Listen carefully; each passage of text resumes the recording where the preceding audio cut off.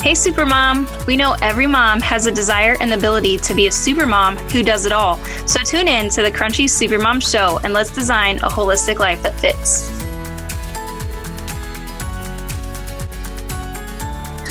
Hey Supermoms, I'm Mandy. And I'm Sarah. We're your hosts and the creators of the Crunchy Supermom blog. If you missed the last episode, tune into episode 009 where we talk about how the dishes really can't wait and how that oh-so-kind statement can just keep on the mommy guilt despite the good intentions of the person saying it. In this episode, we're going to be talking about raw milk versus nut milk and hopefully helping you figure out what might work best for you and your family. So let's just get to it. You'll get to know us more by tuning in. Be sure to subscribe so you never miss an episode. Get the power plan at crunchysupermom.com/010. And we're adding a segment to our shows called the 2-Minute Tear Apart, where we closely examine something we have come across in our lives to determine if it fits our goal of living a healthy life. At the end of the 2 minutes, you should know the ins and outs of the practice or product that we tear apart. So Mandy's got this one for us today, and I'm going to put 2 minutes on the clock here. Are you ready? Yeah, I'm going to try to get it done. All right, here you go. Okay, today's 2-minute tear apart, the worst offenders in both the dairy milk and the nut milk categories. Okay, so some of the trendiest foods that I'm seeing on the market now include all sorts of like milks, or they're called milks. Like in quotes there, right? Yeah, in quotes, milks that resemble nothing of the sort. And there's no way to take something healthy in moderation like nuts or coconuts and then blend it with water and have it taste okay and not turn into something absolutely horrific after it sits for a while on a store shelf. I mean, at home, that's one thing. If you're making it yourself, but if you're going to have it sitting on the shelf and just sitting there, it cannot, you had to have some sort of stabilizers and sugar, preservatives, the gums to keep it all emulsified, and many other things to that so-called milk. And so what comes out is often something that's really unhealthy. And the worst offender I found was Blue Diamond almond milk, Almond Breeze vanilla, unsweetened. Unsweetened was on the front, and it has to be like a misprint because on the back it has the ingredients are almond milk, evaporated cane juice. That's the second ingredient, and there's more. I mean, calcium carbonate, tapioca starch, natural vanilla flavor, other natural flavors, sea salt, potassium citrate. I mean, it just goes on. And so I'm like, but the worst part is that it says unsweetened, and the second ingredient is evaporated cane juice. You gotta be kidding me. No, I'm like, this is terrible. Because who would look at the back? I mean, you might not if you're just looking for unsweetened almond milk. Yeah. So I guess evaporated cane juice is now considered unsweetened. But anyway, to move on to the worst offender in the dairy category, and it's the ultra high temperature pasteurized aseptic milk. And you might have seen it sitting out unrefrigerated in the grocery store shelves. And I really like to know like how hot they can get before it gets in danger. But I guess it can get pretty hot. I don't know. But the issue of the ultra high pasteurization is complex, but a simple way to put it is the entire structure of the milk is altered so the enzymes can no longer do the work. And these altered proteins from the milk enter the bloodstream and the body sees them as foreign and mounts an immune response. And if you're putting this warm or hot milk into those aseptic containers, they probably have endocrine disrupting chemicals, and you're set up for failure by just taking one sip of the so-called milk. Oh, and right at the 2 minutes. Perfect timing. And both of those get huge thumbs down on me. I never saw that the unsweetened thing. I never saw that. It has to be like a misprint. I don't know. Like, cause that cannot be right. That can't be legal. I don't know. That seems crazy. It was like on the front at the top and it says unsweetened, and like this little lettering, fancy lettering. And then you look at the back and it's got evaporated cane juice. Wow. And I know some of the better brands of those so-called milks, they'll actually call it like a coconut milk beverage. Yeah. So they're at least not saying like it is 100% coconut milk. They're saying it's like a milk-like beverage, basically. Yeah, and I think you can get some that are decent. It's just hard. Yeah. To find. Or, you can't just go to your average store and pick it up like the Blue Diamond, unsweetened. No. I'm fortunate that there's something called Artisan Malk, M-A-L-K, at Whole Foods, and it's literally almonds, water, and salt, and that's it. And it stays together? Like it does not get horribly... It says shake really well. Okay. So it does separate. Like you can, it's kind of a plastic container, which is not awesome, but still, you can kind of see at the bottom that's really, really clear before you shake it. Mm-hmm. And then it's kind of milky up top or whatever. And Right. so you definitely have to shake it really, really well. And like that last inch or so is pretty thick, but that's exactly how my homemade milk is. Right. Yeah. And Exactly. then cashew one. The only thing is, I don't remember if they're organic or not, but it's still, if you're just wanting, if The the replacement. important thing is to have like home pre-made milk, nut milk for a bazillion reasons, it's still Right. better than even the organic almond milk like beverage. It's better than that. It's got Yeah. At least it's got real ingredients. yeah, and the maple pecan milk is freaking amazing. I bet. Maple anything is always good. You know, it's pecans. Oh, and pecans too. Organic pecans or walnut, I can't remember, and organic maple syrup with sea salt. Oh yeah, that does sound good. So good. Well, okay, so back to this episode though, because we do have a lot that we really wanted to cover, and I'm going to go ahead and say up front that it isn't about the safety of raw milk or whether or not you should drink raw milk, as I think every family has its own dietary needs, but I still want to address the safety and everything first. Because I think you have to carefully weigh your comfort level with raw milk and decide if it's something you wish to consume. And of course, we would encourage you to do that. And for me, I started out, years ago being like, oh, no, there's no way I would ever drink that. But then as I looked into it and started doing the research, I saw the history of how it came to be viewed as something dangerous. And that was really the first step that helped me feel good about giving raw milk to my family. So basically back in the 1870s, milk was produced under these horrific conditions, and it killed something like 50% of the children who drank it. It was so contaminated. There was no clean water. There was horrible sanitation conditions, and the cows were literally fed the swill left over from the distilleries. So they had zero nutrients. I mean, they were just like in this little city, concrete area next to a distillery getting leftover stuff from making alcohol. And so that's where that originated, that fear of all the horribly dirty milk that people were drinking back then. And there's a huge difference between drinking raw milk from a very malnourished and sick cow versus milk from a healthy cow that is free to graze and kept clean.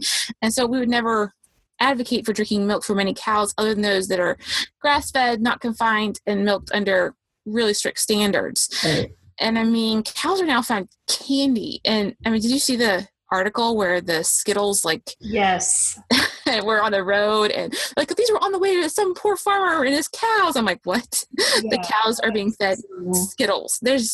How is that even? They're trying to make rainbow unicorn milk, I guess. I guess so. I don't know. Fatten the cows up, I guess. I don't understand. But I mean, a cow it's getting to be back to where that was 1800s, where they were drinking the swill because if they're being fed candy as a food. I don't know, drinking raw milk from a farm that is like that or that's less than pristine, just I don't think would be advisable. No. But then again, I wouldn't advise drinking even the pasteurized milk from these kind of cows. No kidding.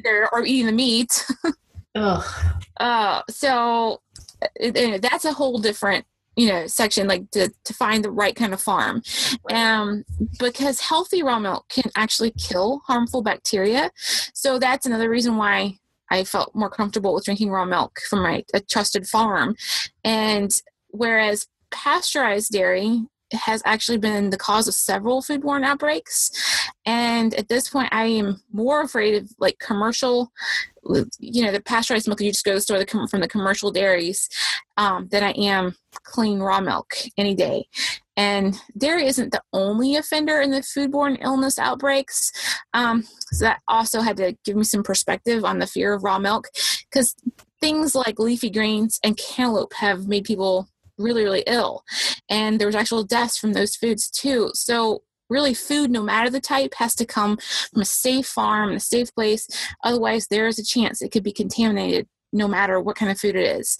And the same is true for dairy, and eating raw dairy from a less than ideal farm is not any safer than drinking pasteurized dairy from a source that is less than clean. Mm-hmm. And the example I can think of that recently happened was the Bluebell ice cream. Oh, yeah. Yes, did you hear about that one? Yeah. Yeah, and that was, people died from eating Bluebell ice cream, and I think the employees were actually trying to blow the whistle on how contaminated it was. It was employees trying to say this is not safe, and no one listened until people got sick, and it's really sad. Yeah, it's ridiculous. So sad. And the next thing, since we've covered the safety somewhat, is we want to talk about is nutrition in nut milks versus dairy milks. And I don't drink nut milk just because we drink the raw milk. And so I guess talking about how you can't really replace the nutrition with a nut milk because it has such a high water content to it. So like just a single handful of almonds is going to contain 6 grams of protein, 12 grams of fat, and you need the entire jug of almond milk just for those few handful of almonds to get the same nutrition. And so I guess my one thing is the expense for that. If you were trying to drink nut milk for nutrition, it would cost a lot. You might as well go ahead and eat just a handful of nuts. Right. And that doesn't address the additives that are in something like Blue Diamond. No. And that's a really good point to make, because you will never find me recommending like for people when their babies are weaning or whatever and they want to switch to milk, you will never find me suggesting like almond or coconut milk or whatever, because that's actually so the reason that pediatricians recommend dairy milk, even the fortified kind or enriched kind, is because of the nutrients, the calcium, the D, the A, all that stuff that they get. Now, so that's a valid underlying reason that they recommend the milk, right? To get those vitamins in the babies or the toddlers. You cannot really argue that nut and seed and rice milks can even come close to that at all. So they're not on the equal playing field when it comes to that. However, I don't completely agree that 1-year-olds or 2-year-olds need to transition to any milk of any kind. So I'm just going to throw that out there. Right. I think it depends on, I think you can replace it for sure. You don't have to go to milk. I don't think. Yeah. No, the whole premise of like weaning from breast to cow milk, even if you're going to raw cow milk, I don't think that's like that doesn't make sense to me, because you don't go from one mammal's milk to another mammal's milk. See, the other thing is I can think of, because my kids, we didn't have to, I nursed, so I didn't have to worry about it. But how do you replace that real need for sucking? Like they don't lose that instinct for so many more months I don't know. To me, one would have been like so huge, but I don't have the experience with bottle feeding to really know what to do. But I would think that would be hard for the baby to let go of at 12 months. I don't know. I don't disagree. Did yours eat? The weaning age needs to continue to age 2. And if it doesn't, you're already breaking like biological standards. So, I don't know. That's like one of those gray areas for me. It's hard. It is hard, because I think you can replace it with nutrition, but at 1, mine were so not interested in chewing much food, and I didn't, again, since they were nursing, I didn't have to worry about it, but I don't know. It is hard. That's a tough area to me to replace it at 1. 18 months, they started, eating more. So it was different. I could see it more, but at 1, they were just not so interested. Right. That's an issue of providers not in educating mothers on the need to like continue breastfeeding beyond just 12 months. Right. Yeah. And I don't know. I've read where they say other cultures, they start and their kids are eating plenty by 6 months. So maybe I don't know. It is normal for kids to eat from 6 months on, lots of food. I don't know. Mine, on the other hand, like it was all of them. They just were not as interested in food. I mean, it was fun, but I can't imagine them getting enough, and I've read that 50%, they might get 50% from food, but the other is going to be more liquid. Right. I don't know. No, that totally makes sense. But, with the unavailability of raw milk, being able to switch your 1-year-old to raw milk right away, it would be kind of hard. And I don't think it'd be easy. I don't think any of it's like easy, or even finding a good replacement you know, is super easy by any means, but yeah. But definitely the milk, the raw milk has like a way larger nutrition panel than nut and seed milks and whatnot, for sure. right. That's true. Yeah. So just being, I guess, parents being aware for one thing, yeah, of that would be important. And, you know, so speaking of the raw milk and that it is a ton of nutrition. And I mean, I don't want to go through everything that's beneficial in raw milk because there's so many different aspects to it. But there's basically, you know, there's vitamins, there's minerals, there's enzymes, proteins, and fatty acids. And I would say even just eating butterfat alone, and I mean, my little ones loved butter, so we did eat a lot of butter, but it's not going to be the same because you're not getting the whey with the butter fats. And the studies are even showing how effective raw milk can be for asthma. And I mean, we know there's quite a few deaths with asthma. And so what if something like raw milk could cut down that number? Because again, it's not about pasteurized milk. It is raw milk that does offer the protection. And so whenever we're talking about switching from formula or whatever to whole milk, it's not the same to switch to pasteurized milk as it is to raw milk in my mind at all. No, one, not at all. I think is inflammatory.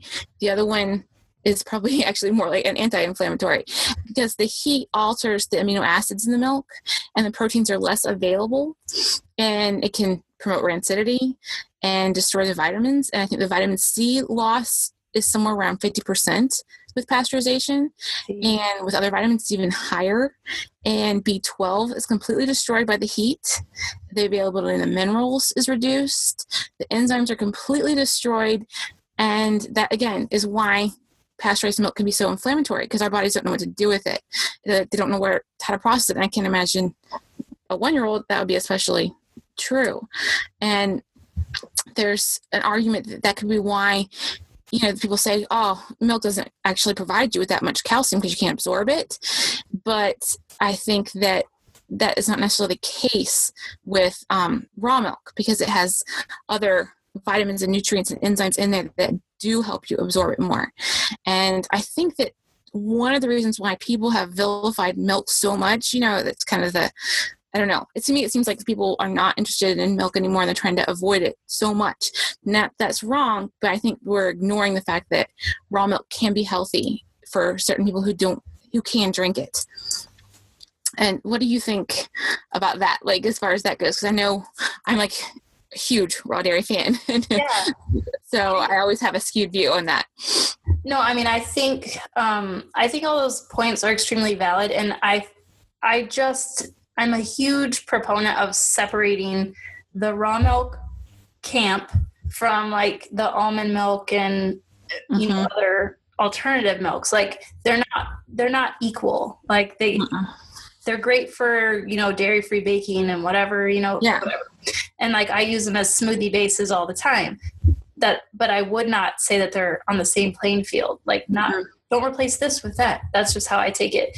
Yeah. And I mean, you look at the paleo movement, which is obviously going to continue pushing like raw milk dairy out of the way. But if you look at some of the really good scientists in that field, kind of like Chris Kresser and didn't Rob Wolf have something about the raw milk? Yeah, and what is Mark Staley, the guy Mark from Mark Staley at Apple, he even talks about raw milk. Yeah, even they say like, yeah, if you can get raw milk and you could do kefir, that stuff's so good for your gut. Yeah, I mean that's not talking about fermentation. Yeah, right. So I think that it's like a very true thing that raw milk has properties that we're not privy to anymore because of, you know, the whole industry that went through and made sure that pasteurization was like the end all be all. Yeah. So I definitely think that. And I have this personal theory that we kind of tested, and Mandy, I've talked to you about it. Like when we first just tried raw milk after being on the whole organic ultra pasteurized milk, you know, for I don't know how many years before I met you, that's what we used. We used the little almond milk, which was not real. It was like almond junk milk. Right. And then we would do like the ultra pasteurized Organic, yeah. organic milk. And we could not drink it. Like, we're like, nope, we're still allergic, Right. And then we immediately switched from it, sometimes because one of my kids could drink it just fine or eat the yogurt. When we switched straight to raw milk, we had the same reactions. But then when we went completely dairy free for a while, like completely dairy free, and then only introduced raw milk cheese or raw milk dairy products, we didn't have any problem. Right. Now, sometimes I can, but that's because, I don't know, like I'm also eating non like raw milk yogurt in my smoothies. So I kind of wonder, like, would people have a better reaction to trying the raw milk dairy products if they just went on kind of like a dairy detox for a little bit? Because you know how like the proteins are still going to be the same, like cow protein from the milk. I think, some people cannot. Like, I think that there are some people that are just going to have a hard time digesting it, no matter raw or not. Like, I think right. That's the case. But you kind of wonder if, okay, so let's say that organic cow milk gave you inflammation. And so your body is attacking the cow milk protein. It's going to look the same in raw milk, cow dairy versus organic. So if you just quit, let the inflammation go away and then introduce raw milk's not going to tear up your gut and cause inflammation. So then your body's not going to attack the cow milk protein. That's my theory or my hypothesis. Right. So I definitely think it's worth trying. Yeah. And if you start with, I think the fermented, like the kefir is my absolute favorite, but if that's too much, even yogurt from raw milk. It's, again, like everything fermented is pre-digested. It's going to be easier on you. So even starting there and working your way up if you want to drink raw milk, Right. And like you said, like raw milk can actually decrease inflammation. So it's, the conjugated linoleic acid that's in like grass-fed milk is anti-inflammatory. Oh yeah, that's what that. Yeah, because we think everyone encourages you, even paleo, everything, good fats is what you need. And so we know that reduces inflammation, and raw milk may be able to promote the production of glutathione, which is our master antioxidant and the detoxifier of our cells. And this goes back to the asthma thing. The mast cells can actually be stabilized with the action of raw whey protein, and the histamines are controlled. And so that's kind of what's leading this research on raw milk and asthma reduction.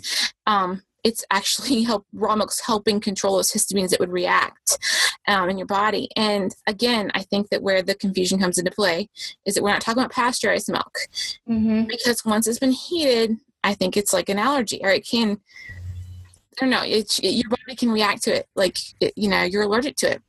And I think it can even trigger asthma because the mast cells are destabilized with pasteurized milk, and then they're going to release the histamines. Again, so different, raw milk and pasteurized milk. Right. And the whey that's in the raw milk or any, fermented raw milk product, it's shown to promote better immune function than other proteins like the fish, the beef, spirulina, soy, wheat, corn, egg white, all those proteins that people take. And the whey protein was able to promote better immune function because it increased the amount of the glutathione available to the spleen, and allowed the rapid multiplication of the immune-enhancing white blood cells. But it, again, has to be raw to have that kind of a function. And even a small amount of heat decreases the whey protein concentration in milk. And so I can imagine something like ultra-high temperature pasteurized milks would have nothing left. And other foods contain glutathione-boosting proteins, like raw egg whites, if they're handled gently. So even if you're blending a raw egg into your smoothie, you have to be careful not to turn the Vitamix on super high, because it can destroy. Yeah, it can destroy the gluten. It's really sensitive. But again, egg whites have some anti-nutrients as well. So you have to make sure you eat it with the egg yolk to balance it out if it's raw, especially the egg whites. So you want to have the egg whites raw because that's the glutathione. That's how you're going to get the glutathione boosting. proteins, but they also can have the anti-nutrients if you don't have the egg yolk to balance it out. And other foods contain small amounts of glutathione, including the dairy fats, but that's destroyed by heat as well. So you have to get raw butter if you're going to do it. So I don't obviously think ghee is not going to work, for that because it's been heated. And if you were to try to eat raw spinach to get your glutathione levels up, you need to do so much more than that little bit of raw milk. So you're going to get a little bit of raw milk, a ton of spinach, and you're probably going to be having problems maybe with your oxalates or whatever, eating too much spinach by the time you replace it with spinach with milk. So this is kind of where we say everybody is an individual, and it depends on the individual. A person could need to avoid even raw milk, and the other, they could never tolerate it. Well, another person, couldn't tolerate loading up on spinach, and that would be me. Like, I can't tolerate that much raw spinach, even though I really love spinach, but I would, it just, what works for one person is not going to work for the other. And so we have to kind of be really aware of our own needs. Right. And, right. And then you also have to look at, so if you think milk is inflammatory, what about like nuts being inflammatory as well? That's a huge thing for me, because while I like nuts, they seem to bother me more than dairy does.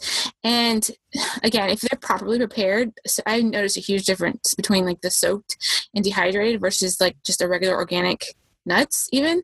But I always wonder, because they're so high in omega-6, is that inflammatory? Because we know we shouldn't be eating too many high omega-6 things.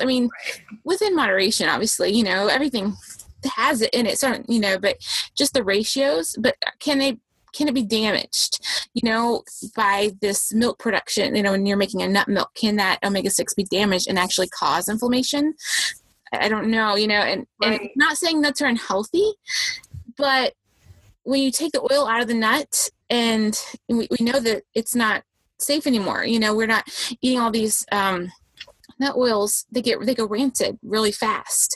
Right. So could it be that the blending of if it can damage the glutathione in egg whites, and the blending can damage the glutathione in the milk even, or a little bit of heat. So could that nut milk you're drinking, if it's old, I don't know, if it's not something you've made yourself from fresh nuts, do you think it could be inflammatory? Right. Well, and then you have, so if speaking to like the paleo type movement here, the amount of nuts that they eat in their diet is so high, like the nut milk and the nut flours. And if you really think about it, nuts take a long time to crack open when you're a Paleolithic person. Even if you have an awesome rock crusher, like you're not going to go out and eat like 2 cups of nuts that you've turned into granola, or like 4 cups of almond flour pancakes or something. Right. So maybe the inflammation would be high if you were Paleolithic and you were lithic and you were eating all of that then, but I don't think they were. No, yeah. And plus they're fresh. You gotta think that too. And fresh and only in season. Right. Not gassed or any of those other types of things. So yeah, I definitely think they have to be adding some inflammation. And again, that's an individual thing. It's some people aren't bothered by it and other people are. Plus you have to look at their overall omega intake. Yeah, that's true. But most people in the paleo world, at least, are good at eating sardines? Yeah, that's true. Like the balance, like the ratio of omega-3 to 6 is huge. But I think anyone else eating like more of a traditional diet and just simply switching organic dairy milk to like using nut milks, I think they're going to be in trouble, in my opinion. Yeah. With omega-6s being too high. Right. And not necessarily talking about coconut milk, but like actual... nut milks. I think coconut milk's like a great thing to cook. Kind of in its own little world over there. Yeah. And I guess that's really where we are. Like the Lord pondering is, what is best for you and your family, what's best for my family may not work for another family, but it's really something that we wanted to address because we think you need a diverse diet and you need lots of nutrients, and maybe raw milk might be something that you want to consider. And so reading I don't know, all the paleo stuff, I feel like it's kind of getting left out and kind of vilified. Even in like Whole30, you can't have raw milk, but you could have something that's more processed and it's a nut. Right. Nut pods. Yeah. I don't understand how that's Whole30, but raw milk that's only milk straight from a cow that's on grass and super healthy, how that's not okay. Yeah. For everyone. If anyone missed that, what was that episode 7? 7, I think. Yeah. Yeah, where we talk about this thing called nut pods. It's like a nut. It's a dairy-free coconut almond mix of stuff that you can put. Sorry, coffee creamer. It's a nut pod coffee creamer, and I could not believe it was Whole30 approved when I can't just keep my regular raw whole cream or whatever. Yeah. Like I'm shipping it in and I have to like put it on ice until right. I couldn't believe it. Anyway. Totally. That's kind of what inspired this whole episode. So yeah, don't vilify something like raw milk. Don't lump raw milk in with pasteurized milk, one, and examine this replacement that you're trying to find, or, even if you need the nutrition from raw milk. Some people may need, it can be a really good thing, to have if you have a healthy source. So again, some people may have intolerances to fruits and vegetables. Some may not be able to tolerate eggs and dairy. So it just all depends on our individual makeup, and it takes time and research and awareness of our own bodies to figure that out. And we just hope that this podcast will provide a little bit of insight into the milk issue, and because it seems so divided in the health field, just so divided. And so now, Supermoms, we're asking you to examine your current eating plan with regards to dairy, and we're certain that the power plan that we're making for you will help you get this going. And if you found this episode helpful, we'd love to hear about it. Ask us a question or leave us a comment in iTunes so other moms like you can find us.